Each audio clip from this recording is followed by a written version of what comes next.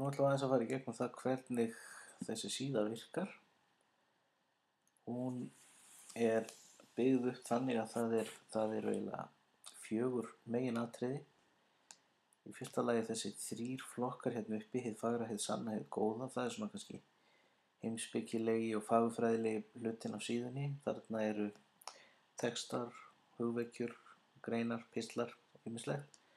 Síðan ef við farið hérna niður þá er hérna mynd af lemúr og það er vegna þess að ég hef fengið leyfi til að endurbirta fróðlegar greinar af vefnum Lemúrinn sem að henta mjög vel lesendum á þessum aldri, mjög skemmtilegar og fróðlegar greinar sem að hérna ágætt að koma lesendum upp á bragðið með að kynna sér. Svo er hérna mynd það sem er alls konar svona litlar heimspekilegar spurningar í myndum til að pæla eftir og hérna við skoðum það eftir smá stund. Svo koma hérna málfræðileg efnisatriði og tákna hvað eru mörg myndbönd eða margar innlagnir á bak við hvert atriði. Svo er hlekkur á YouTube-brásina og listi við það sem er mest skoðað og svo er það búið. Við skulum byrja á hinu fagra. Hið fagra vísar á greinar og texta, mislanga. Sumt eru bara tilvitnanir en sumt eru lengri textar og hægt er að smella á texta og fá upp lesefni. Og svo verður hægt að smella á sköpun og fá upp hugmyndir af verkefnum. Það er ekki að það komið inn fyrir allt en það verður komið inn fyrir alla textana.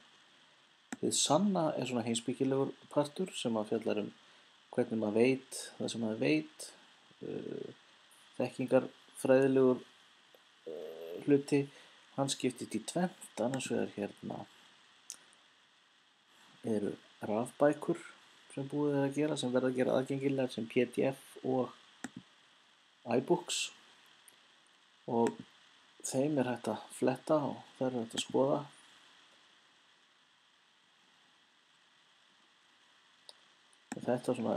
Þessi bók til dæmis fjallar hvernig maður veit það sem maður veit og hvort að efasemdir og efahyggja er bara óþarfa flækjur eða hvort að hún skiptir máli. Hins vegar er líka hérna að misnota rök sem er dálítið langur leiðari rökhugsun, rökvillur, mikilvægi þess að tjá sig skýrt og blekkja ekki með hugsunni. Og sums staðar er hægt að fá textann spilaðan. Að misnota rök. Og það er oftast ef að textin er verulega langur, þá er þetta hugsa til auðvelda þeim sem hafa lítið lestara úthald. Við góða er fjallað síðan svona meira siðfræði. Hér er þetta fjallað hvað er gott líf.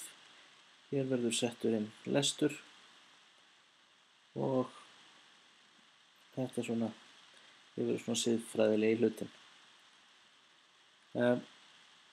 Orðaforði er leiðari tungumálið, orðin, hvort að íslenskan sé að deyja út, hvort hún sé að breytast og ef við förum hérna inn á síðu Lemúrsins og þá fáum við upp greinar sem eru endurbirtar af vef Lemúrsins og ég mæli með að menn skoði síðan þennan vef, hafi menn ekki gert það. Hér er síðan svona heimspekilegar pælingar. Þetta á að virka bæði spjaldtölvum og venjulegum tölvum. Hér koma upp myndir og maður getur látið þetta vera afskiptalaust eða maður getur stjórnað þessu með stjórntækjunum hérna. Maður getur dregið þetta til og frá með músinni, ítt á pásu og stöðva bæði flutninginn og kveikt aftur. Og ef maður setur bendilinn yfir einhverja mynd þá kemur upp linkur sem hægt að smella á, til dæmis bara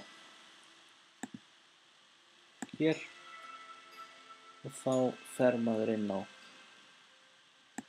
síðu þar sem að koma hugmyndir og heimspekilegum umræðuefnum út frá myndinni.